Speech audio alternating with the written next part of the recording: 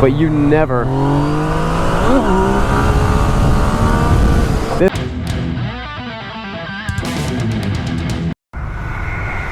What's up, guys? Sean here from Srkcycles.com, and have I got a bike for you. I am so pumped about this bike.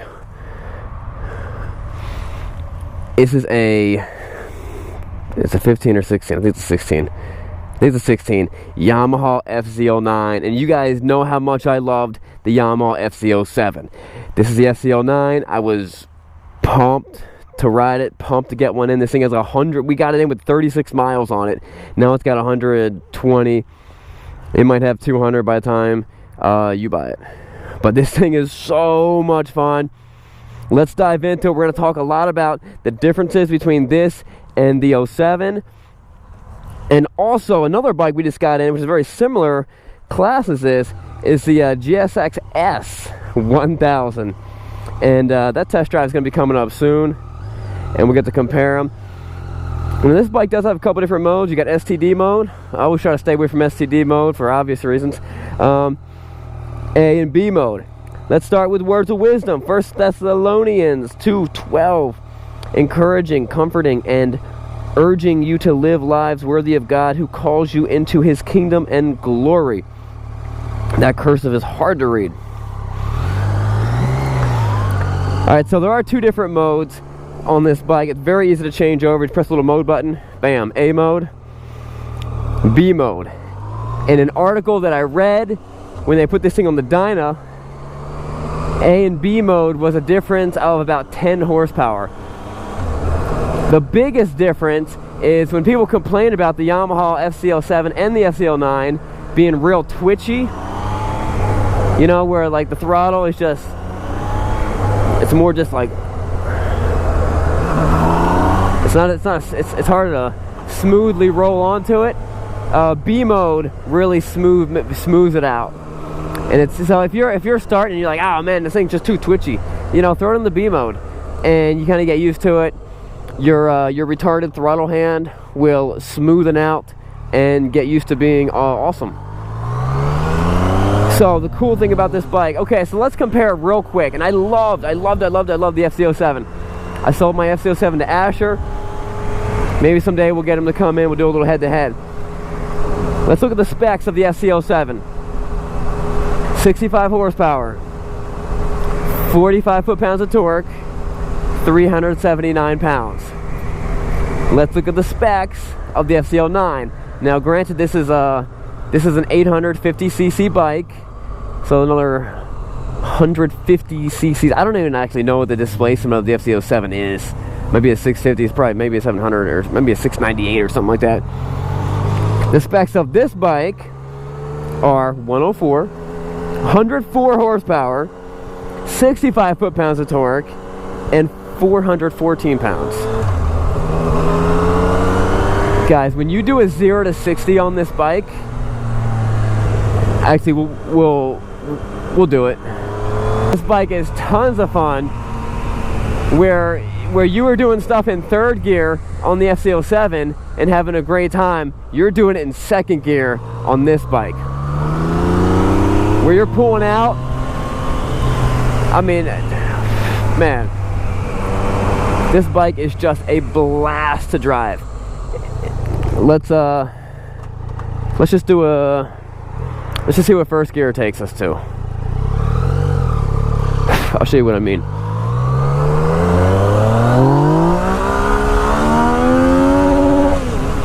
$65. I hit the rev limit. You cannot. Okay, and this is why. This pains me to think about what happened. The guy who bought this bike, who traded this in, was schmoozed over by a salesman, and he's a bigger guy, a first bike, and the guy came in for an FZ-07. He watches their video. He's like, I want to buy an FZ-07. It looks like a great bike. He was schmoozed over, and the salesman was like, you're a pretty big guy. You're going to want an FZ-09. That FZ-07 is going to be too slow for you. And within an entire year, he put 36 miles on it, and he was scared of this bike. And he should have been scared of this bike, because this bike's a scary bike if you don't know what you're doing. The fact that you can't I mean, your first bike should not be a bike that when you mildly get on the gas in first gear, you can't keep the front end down. That's not a good characteristic of your first bike. Watch this. I could very easily see a beginner. All right, so I'm on the gas. I'm in first gear. Right? I'm doing beginner stuff. All right. Oh, let me go faster. A little too much throttle. Up. Now listen, when you're a beginner and you get your front end off the ground, you don't just keep on riding it. You get scared. You either roll back too much and more, and I mean it could be a very dangerous thing for a new rider. This is more of an expert bike. 100 horsepower is super fun, guys. It is tons of fun, but it is not for people that don't know what they're doing. Man, this bike is fun. Nimble, crazy nimble, and actually this is something that I was wrong about, was how light these bikes are. These bikes are crazy light. 414 pounds. I mean, this is 14 pounds heavier than my my GSXR 600 track bike, and it's a stripped down. I took off anything I weighed anything, and I replaced it with lighter stuff. And man, this thing is cool.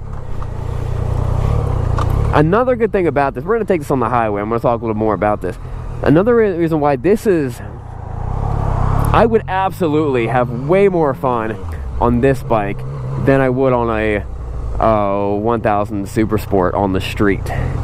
Listen, don't get me wrong, I love leader bikes on the street. I love leader Super Sport bikes on the road. They're tons of fun, but they also have some qualifications that get you into much more trouble at much higher speeds, because it's so easy. It's so easy. Now with a bike like this, you can have tons of fun. You can smoke. I mean, this is you get the leader bike power, you got that grunt, but this is 600 Super Sport bike horsepower, which is awesome. It's 600 Super Sport bike weight, but it's like FJR 13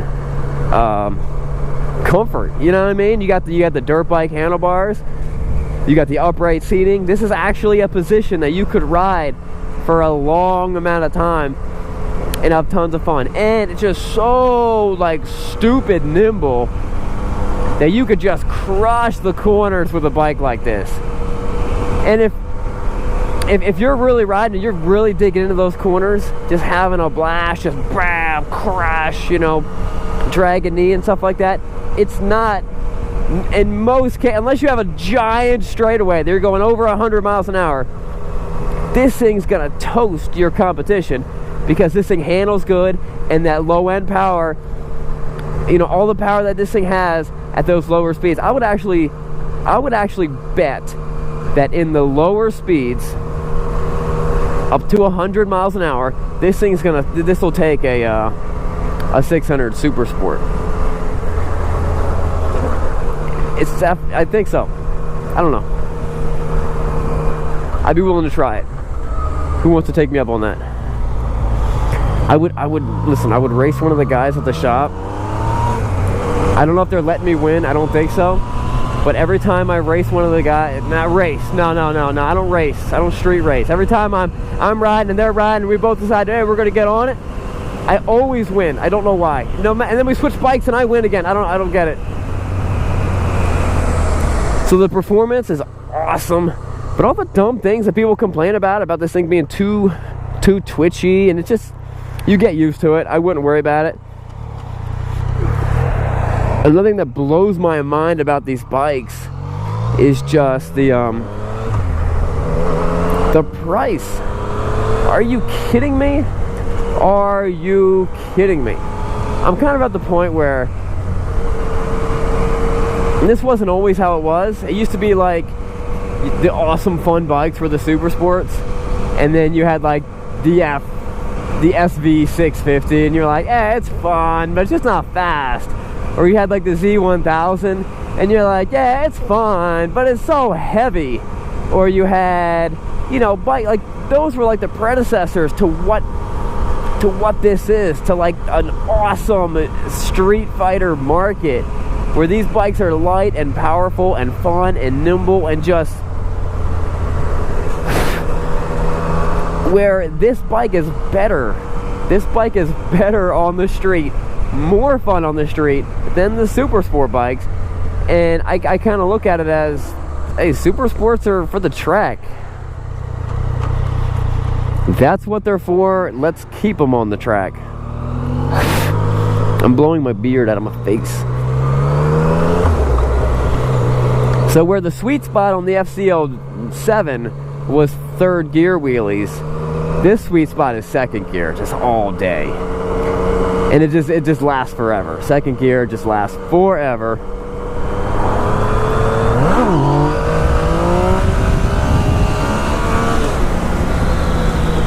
Uh-oh.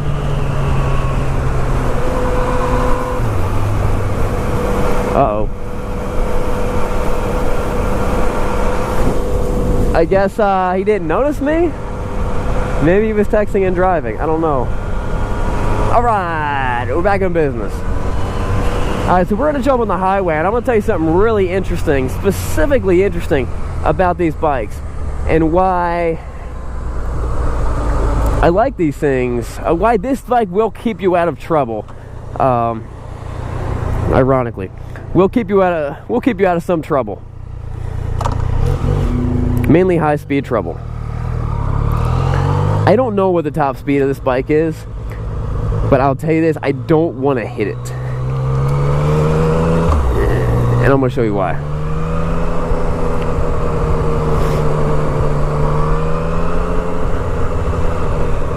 Porsche Boxster S.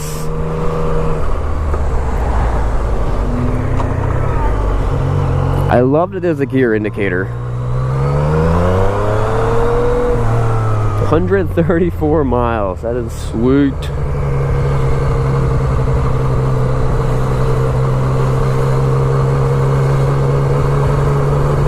This is the motorcycle lane. It's nice and skinny for us motorcycles.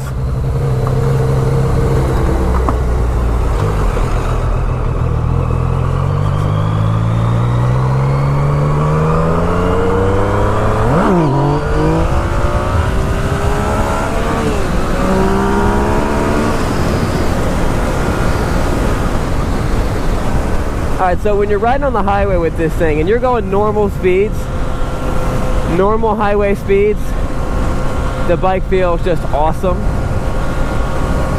But because you're missing the fairings and all those extra aerodynamic stuff, and this is made for the, you know, less than triple digits, when you start going really fast, you know, I'm talking like closed course type of numbers, 110, 120, 100, 130, it just doesn't feel as good. It feels a whole lot scarier. It does not feel as stable, does not feel as comfortable as you would on, let's say, a Hayabusa, or, you know, an R1, or, you know, one of that 1000 Super Sport, or even a 600 Super Sport.